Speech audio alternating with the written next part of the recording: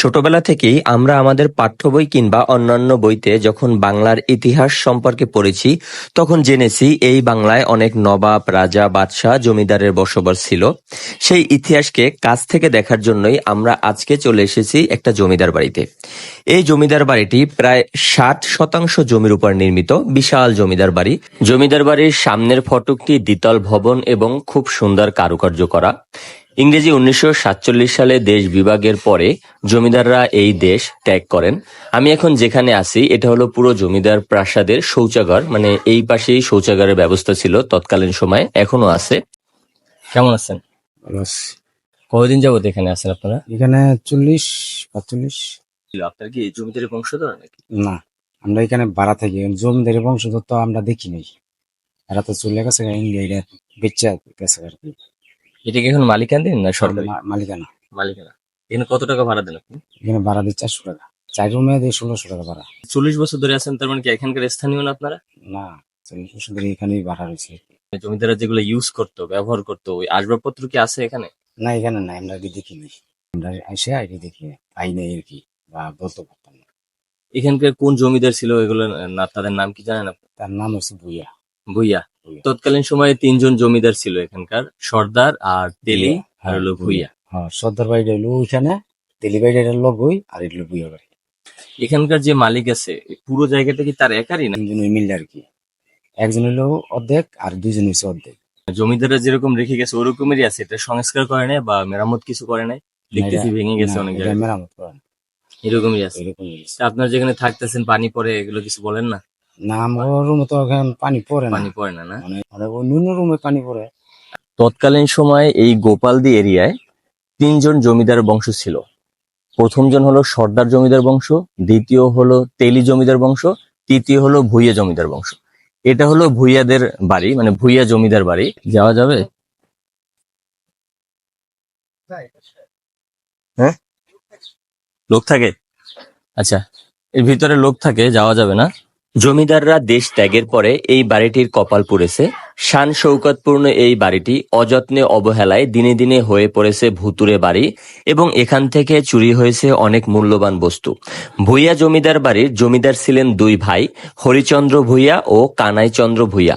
এই জমিদার বংশের শেষ জমিদার ছিলেন জগবন্ধু ভুইয়া। লোকমুখে শোনা যায় শেষ সময় জমিদারি কার্যক্রম পরিচালনা করতেন জমিদারের স্ত্রী।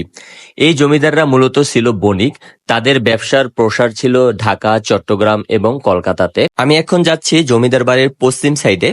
এইখানে ছিল জমিদার বাড়িতে যারা কাজ করত, আয়া, বুয়া, তারপরে বাবুর্চি, তাদের বসবাস ছিল। এখানকার প্রায় 50টির মতো কক্ষ ধ্বংস হয়ে গেছে, গাছপালা, আগাছা এগুলোকে দখল করে নিয়েছে। এই যে দেখেন, এটা কিন্তু একটা কক্ষ। এরকমের অসংখ্য কক্ষ আছে এই ভুইয়া জমিদার বাড়িতে। এখানে এখনো কিছু পরিবার বসবাস করতেছে। এখানকার প্রতিটা রুমের ভাড়া হলো মাসে 400 টাকা। এই যে দরজাগুলো দেখা যাচ্ছে, এগুলো কিন্তু তৎকালীন সময়ের দরজা। দরজাগুলো এখনো মজবুত আছে। এখানে যারা বাসিন্দারা আছে তাদের কাছে যেটা শুনলাম, জমিদার বংশ যারা এখান থেকে চলে গেছে, তারা যাওয়ার সময় যেরকমের ছিল এখন পর্যন্ত ঠিক সেরকমেরই আছে। এখানে এখন পর্যন্ত কোনো সংস্কার কাজ করেনি বা নতুন করে কোনো কিছু মেরামত করা হয়নি, সবকিছু সেরকমেরই আছে। এই যে এই দিকটা জঙ্গলে ভরে গেছে। আমরা এখন আছি জমিদার বাড়ির ছাদের উপরে। তৎকালীন সময় কিন্তু সিমেন্ট ছিল না, মাটির সাথে চুন মিশিয়ে তারপরে সিমেন্টের মতো তৈরি করত, তারপরে কিন্তু এই ইটগুলো গাঁথতো। এই যে চুনামাটি, এগুলো হলো সব চুনামাটি, এগুলো কিন্তু সিমেন্ট না। হ্যাঁ, কিন্তু অনেক মজবুত ছিল।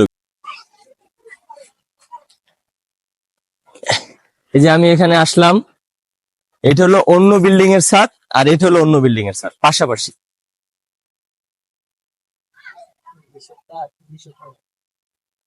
ছাদে ওঠার জন্য কয়েকটা সিঁড়ি আছে।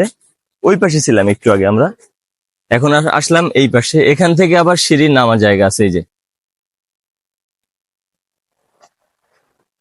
এখানেও মনে হয় উপরে ওঠার কোনো ব্যবস্থা ছিল, তা হয়তো ভেঙে গেছে।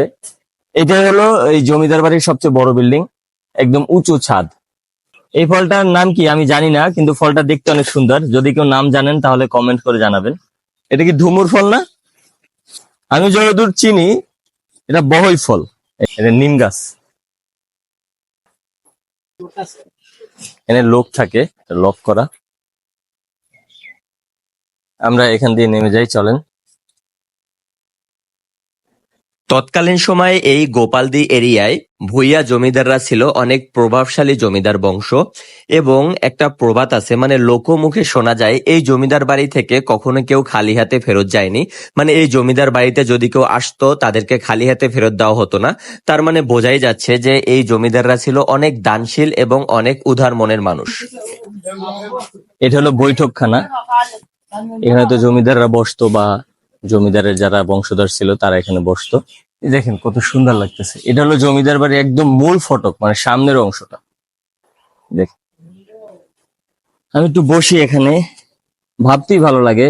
এখানে একসময় জমিদাররা থাকতো, কত ক্ষমতা ছিল, আজ তারা কোথায় আছে, তাদের বংশধররা কোথায় আছে, কারো এখানে কোনো চিহ্ন নাই, কিন্তু তাদের যে দালান কোঠা, তাদের যে বসবাসের স্থান, সেটা কিন্তু রয়ে গেছে।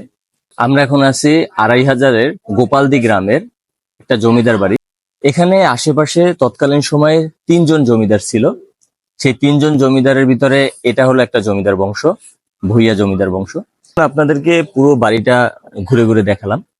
ভিডিওটি কেমন লেগেছে অবশ্যই সবাই কমেন্ট করে জানাবেন, চ্যানেলটি সাবস্ক্রাইব করবেন, এবং ভিডিওটি ভালো লাগলে অবশ্যই শেয়ার করে অন্যকে দেখার সুযোগ করে দিবেন। ফেসবুকে একটা ফলো দিয়ে রাখবেন। দেখা হবে অন্য কোনো ভিডিওতে। আসসালামু আলাইকুম ওয়া রাহমাতুল্লাহি ওয়া বারাকাতুহু।